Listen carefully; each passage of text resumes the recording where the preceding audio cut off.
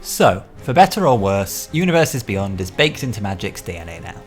What started out as a contentious Walking Dead crossover back in 2020 has expanded and evolved, and Universes Beyond cards now populate every major Magic format.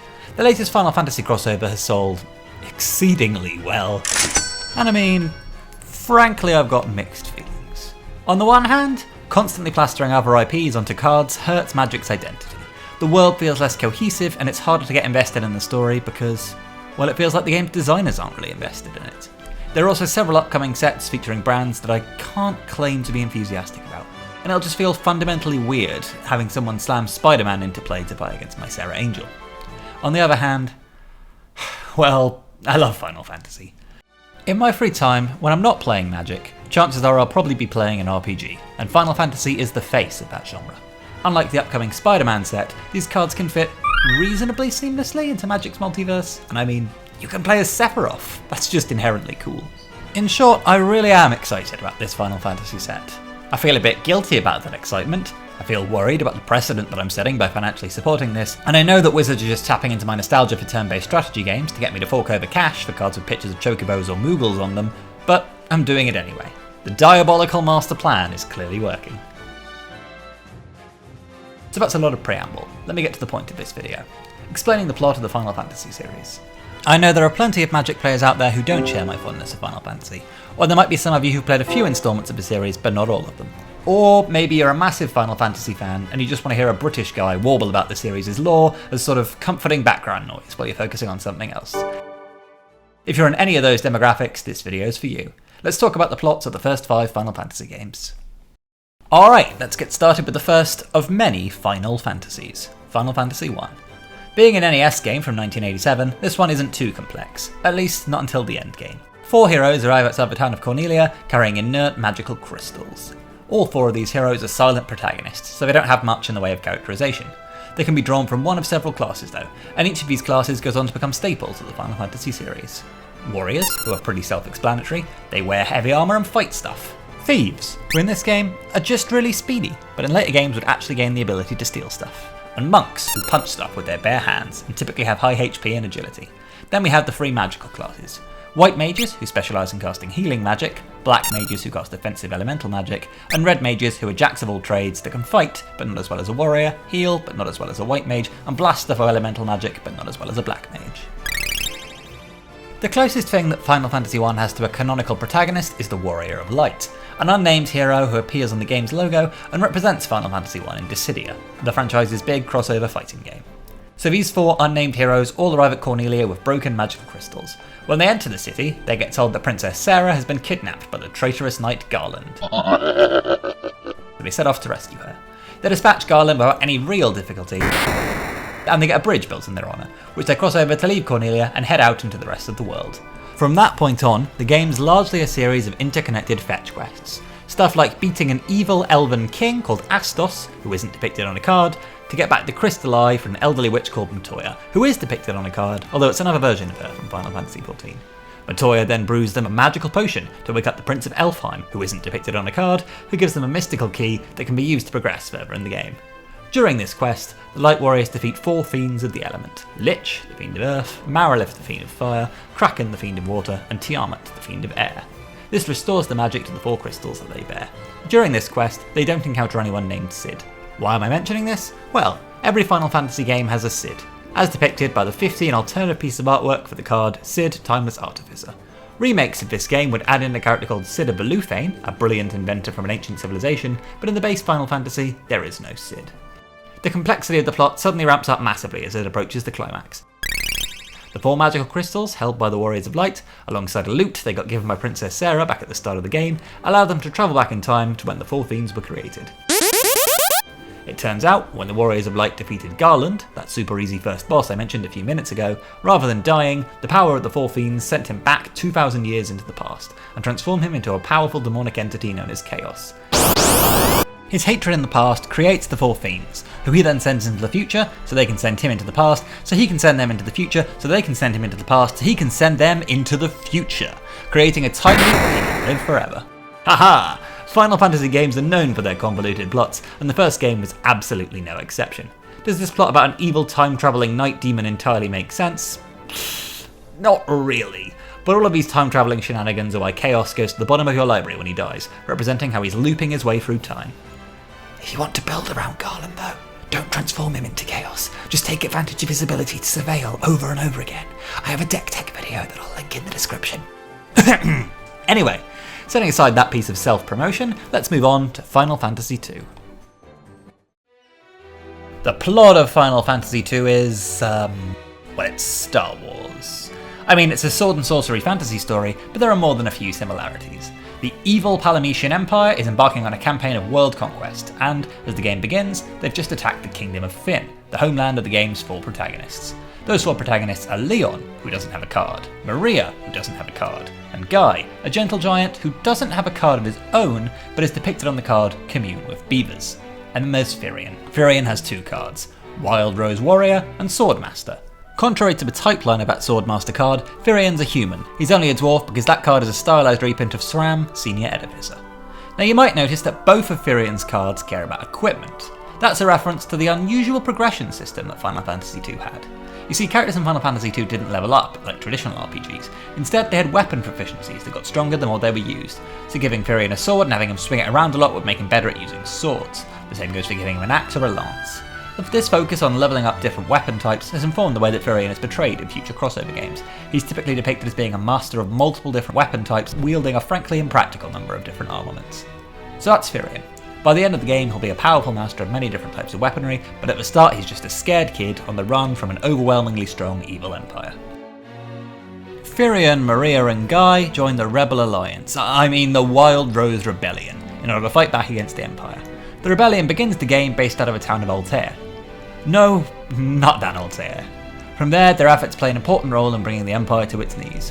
While Final Fantasy II doesn't actually have a class system, 2 characters are introduced that will serve as the basis for 2 of Final Fantasy's most famous character classes going forward. Ricard Highwind, the Dragoon, and Leon the Dark Knight. Ricard is a spear-wielding warrior from the Kingdom of Dace, wearing armour that's moulded after a dragon. He meets the party when the ship they're sailing in gets swallowed by Leviathan, a giant sea monster. He joins the group before later being slain by the Emperor. Dragoons, in Final Fantasy, all wear similar draconic armour, and they can attack by jumping high into the air before crashing back down to Earth, which is meant to replicate the soaring flight of the dragon. This is why all the Dragoons in this Final Fantasy crossover have flying during their controller's turn. It represents them jumping into the air in order to attack. That brings us to Leon. You might remember Leon as the name of one of Firion's childhood friends. He actually ends up siding with the Empire, but serving as the Emperor's right-hand man, a Darth Vader-like figure clad in black armour. In this game, Leon's just a strong fighter, but future Dark Knights begin the ability to draw from their own life force in order to inflict powerful attacks. That's why the Dark Knight Greatsword card can change who it's equipped to by paying life. The Cid of Final Fantasy II is an airship pilot, beginning a long tradition of tying the character Cid into airships. He's initially cynical about the prospects of the rebellion, but eventually joins up and ultimately sacrifices his life for the cause. And Cid is far from the only Final Fantasy II character to die. The game honestly has quite a bleak story. While the main 4 party members survive, there are several other playable characters in the game who don't make it to the credits, including Minwu, a healer and an important rebel officer who's been printed as a cleric typal commander. Not only do many characters die, but the world itself gets ravaged pretty harshly by the war between the rebels and Palamecia. At one stage, the Emperor conjures a magical cyclone, which he uses to destroy several cities loyal to the rebellion. Speaking of the Emperor, I should probably talk about the game's main antagonist, the Emperor of Palamecia, who was unnamed in the game, but gets called Matthias in a supplementary novel. The Emperor is a powerful spellcaster who, unusually, actually gets killed off a while before the game's climax. The party finds him in a fortress, tucked at the heart of that magical cyclone that I mentioned earlier, and he's killed after a suspiciously easy boss battle. At that stage, Leon seizes control of the Empire, but his reign doesn't last long.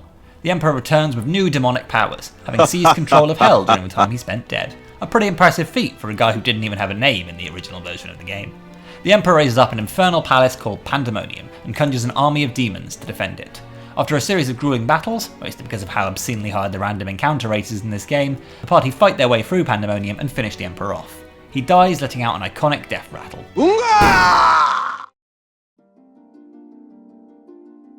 The plot of Final Fantasy III begins with the great magus Noah, not depicted on a card, bestowing a gift upon Xande, one of his pupils. The gift of mortality.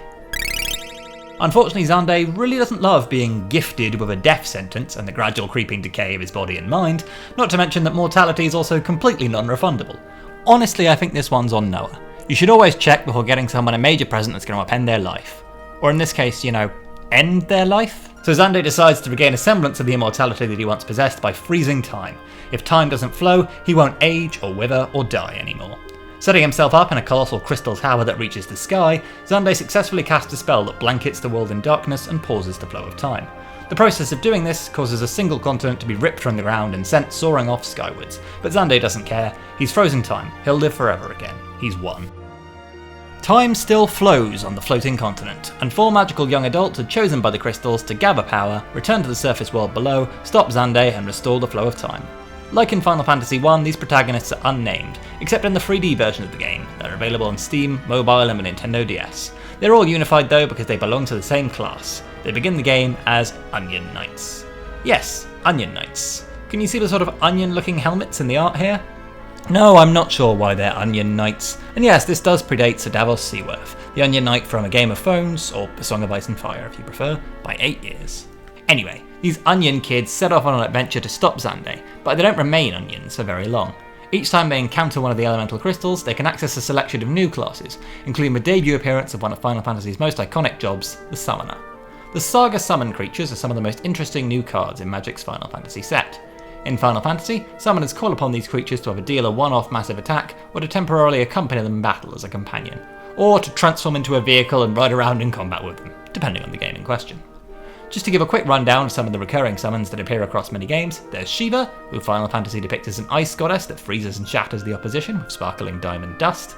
There's Ifrit, a fire demon that scorches foes with hellfire. Ramu, an elderly bearded man that blasts bolts of thunder. Titan, a buff rock monster that causes earthquakes. Leviathan, a raging sea serpent that attacks with tidal waves. Odin, a mysterious horseman capable of using a technique called Zantetsuken to finish off opponents in a single strike. And Bahamut, a dragon that bathes the battlefield in its mega flare attack, often reaching the damage cap of 9,999. Many of these summons borrow from mythology, but make significant changes to the characters that they depict. Putting the summons aside, let's get back on with recapping Final Fantasy III. So yeah, these onion kids set off to stop Xande, gradually gaining power from each of the elemental crystals as they go. They manage to get off the floating continent and down to the frozen surface world below, with the help of the inventor Cid, who rides them with an airship. When they confront Xande in the Crystal Tower though, his role as the big bad is usurped by the Cloud of Darkness. An unknowable eldritch entity that for some reason takes the form of an attractive green tentacle woman. To desire the void is but pointless. Your guess is as good as mine. Xande's actions cause an imbalance between the forces of light and darkness, and the Cloud of Darkness is an embodiment of darkness that seeks to swallow the world in nothingness and destroy all of creation. The Onion Kids beat her, restore balance to the world, and ride up into the sunset victorious on their chocobos. As you might have guessed, Final Fantasy III's plot doesn't really attempt to be as complex as Final Fantasy II's. The game's return to the simpler storytelling style of Final Fantasy I, with the plot being a series of semi-connected little adventures that eventually result in the crystals turning back on and evil getting defeated. The next installment of the series would dial this intensity up again and attempt to tell the most ambitious story so far. So, Final Fantasy IV begins by showing us a fleet of scarlet airships, the Red Wings, the unparalleled air force of the Kingdom of Baron. We see a man clad in pitch black armour, Cecil, a Dark Knight, who is the Lord Captain of the fleet, or the Load Captain if we're going with the translation used for the game's DS port. Cecil is conflicted. He and his men have just launched an aggressive raid on Dissidia, a peaceful community of wizards. This attack was unprovoked, and Cecil and his men had to cut down innocents. They secured the water crystal from Dissidia's wizards, and they're now returning to Baron to present it to the king. Cecil's an orphan, and he was raised by Baron's king. He remembers him as a just and noble man, but lately the king's personality has darkened and changed. When Cecil asks him why he was ordered to launch an attack on Dissidia and why Baron needs the water crystal, the king responds with fury and strips Cecil of his rank and title as captain of the Red Wings. He then presents Cecil with a magical ring and asks him to deliver it to the nearby village of Mist if he wants to earn his forgiveness. Still not understanding what's motivating the king, but wishing to earn his favour again, Cecil sets out for Mist, accompanied by his lifelong companion, the Dragoon Kain. Yeah! They're best friends! They're gonna stay best friends! It'll be great! Ignore the fact that Kane's card is titled Traitorous Dragoon. They're buddies! Come on! When Cecil and Kain arrive at Mist, they discover that the ring they've brought to the village is actually an explosive that destroys the entire town. A fact that's more of a plot twist in this video than it was in the game, since there the ring is called the Bomb Ring. Cecil and Kain find a green-haired child weeping over her dead mother. They decide there's no justice in their cause anymore, and they both declare they plan to defect from Baron. They attempt to spare the child and take her to safety, but she summons a massive earthen entity, Titan, that splits open the ground with a tremendous quake. The earthquake caused by Titan separates Cecil and Kain. Cecil takes the green-haired girl to safety and discovers that her name is Rydia and that she's a summoner. In fact, the village of Mist was a community of summoners, and they were destroyed by the King of Baron as they may have presented a threat to him. Cecil then embarks on a quest to end Baron's campaign of violent conquest. Along the way, he's joined by a party of several other characters, including Rosa, a healer and his lover, who Kain bears unrequited feelings for, Cid, Baron's chief airship engineer who also defects from a kingdom, and Tella, an elderly and powerful sage. There are significantly more party members than this, but these characters are the only ones who got magic cards. Cecil also undertakes a quest of atonement, apologising to the Mysidians for cutting them down so ruthlessly in the past, and climbing the steep Mount Ordeals, where he faces off against his dark side, and is ultimately able to cast it aside, emerging as a paladin. During his quest to bring down Baron, Cecil discovers that the king has actually been killed and replaced by Cognazo, the elemental lord, or the archfiend, depending on which version you're playing, of water. There are 4 evil elemental lords in Final Fantasy IV, a callback to the 4 fiends from the original Final Fantasy. They don't have cards themselves, but they're all depicted on the Final Fantasy printing of the card Culling Ritual. The blue turtle guy in the right hand corner, that's Cognazo. Despite replacing the king though, Cognazo is not the mastermind steering Baron down a dark path. That would be Golbez, a mysterious caped man clad in black armour. Golbez takes Cecil's role as the commander of the Red Wings and uses Baron's military might to gather the crystals for an unknown purpose. The elemental lords do his bidding and are his loyal servants. For that matter, so is Kain. Although Golbez is manipulating him using mind control, Golbez is able to control Kain by exploiting his feelings of envy towards Cecil, who Kain believes is stronger than him and who's earned Rosa's love, which Kain feels he never could. Throughout the game, Kain flips between serving Golbez and serving the party as his brainwashing waxes and wanes. Out of everyone in the party though, Tella has more reason than most to hate Golbez, since Golbez killed his daughter. Tella learns Meteor, supposedly the strongest black magic spell in the world, and unleashes it on Golbez. The exertion of casting this spell kills Tella, but inflicts a significant wound against the Crystal Collector. Fun fact, this is why Tella's card sacrifices itself to deal massive damage whenever you cast a spell with mana value 8 or higher. Cecil is unable to stop Golbez from gathering the 4 crystals of the elements. But not to fear, there are 4 more crystals that exist down in the underground, so Cecil heads down there to keep the fight going.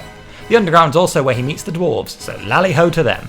Unfortunately, Cecil is unable to stop Golbez from gathering the 4 crystals of the underworld. With all 8 crystals in hand, Golbez awakens a mechanical colossus called the Giant of Babel, which rampages around destroying the world.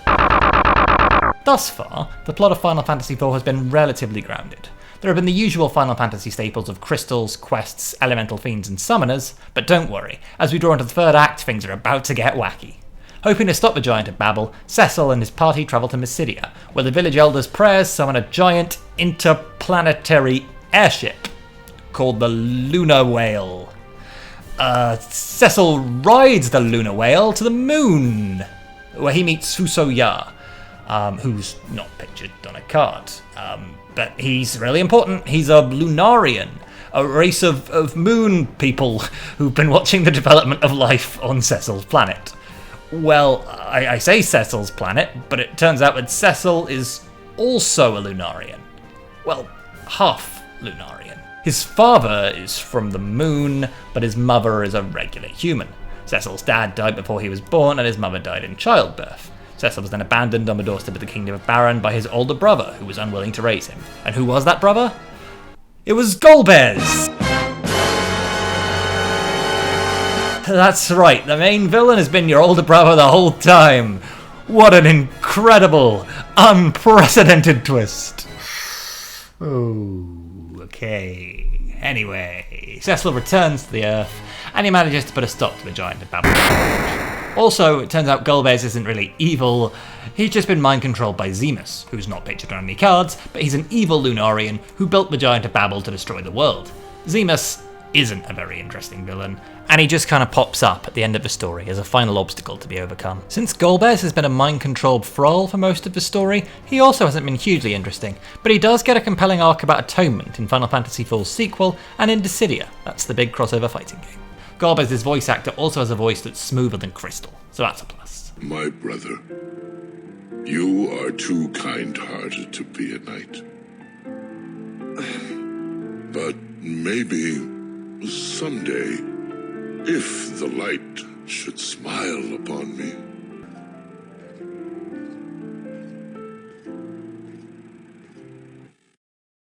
You're not fighting Golbez now, you're fighting Zemus, a moon racist who wants to wipe out all life on the planet because he doesn't think they're as cool as the moon people are. Zemus' lair is on the Red Moon, a second moon orbiting the world of Final Fantasy IV.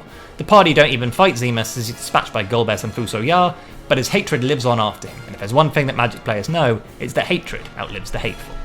Zemus returns to life as Zeromus, also not pictured on any cards, but using the power of the crystals, Cecil and co finish off Zeromus and save the world.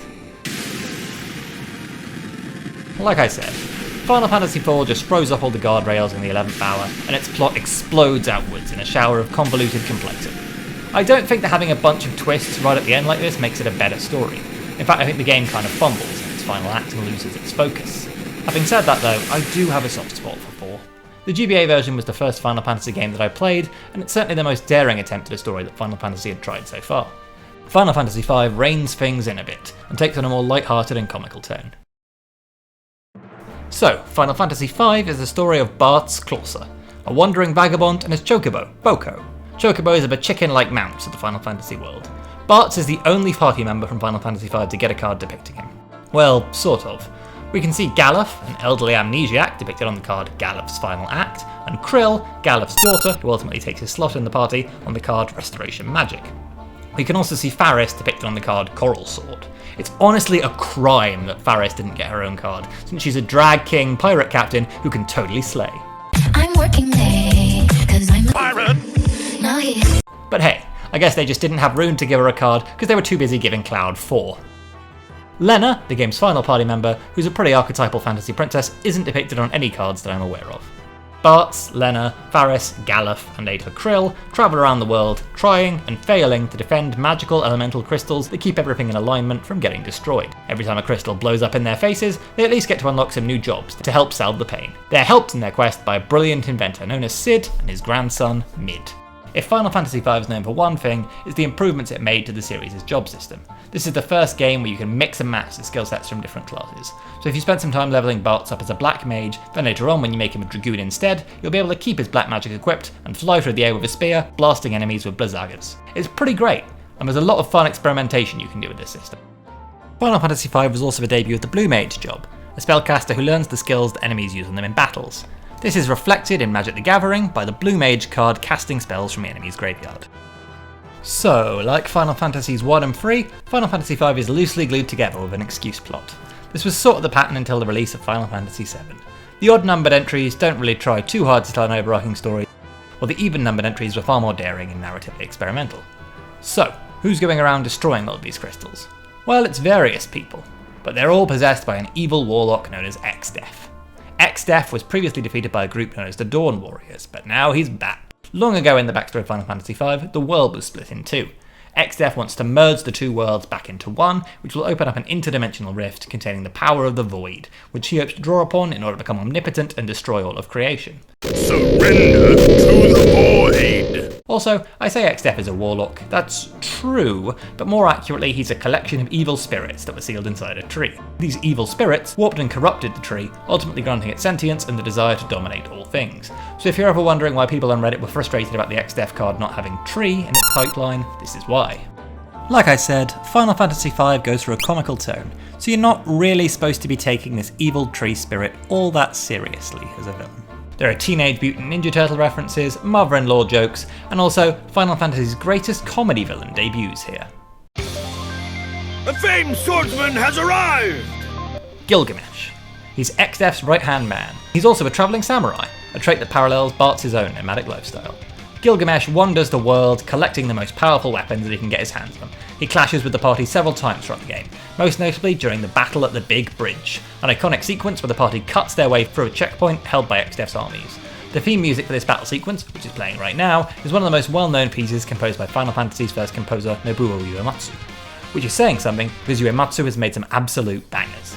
The party fight Gilgamesh many times, but he's ultimately not truly evil at heart, and they succeed at winning him over to their side. Gilgamesh pays for betraying Exdeath though by getting banished to the Void, which fortunately isn't quite as terrible as it may seem. Being in the Void between worlds allows Gilgamesh to meander his way into other Final Fantasy titles, bringing his exotic collections of weapons and his fantastic theme music along with him. That just about covers things for Final Fantasy V. Naturally, the party are ultimately able to bring XDeath down and prevent him from swallowing all of creation into the void. Good for them. Final Fantasy's next villain, though, would not be so easy to stop, and may just have ended up having the last laugh. But we'll talk about that next time. Thanks for watching. This has been a recap of the first 5 Final Fantasies. I know this is quite different from the usual sort of content that I make, and if you've enjoyed it, or hell, even if you've really hated it, let me know down in the comments. Remember to like and subscribe if you want to, and I've got a Ko-Fi that I'd be really appreciative if you're able to donate to. Thanks a lot. This is McCready Musings, signing off.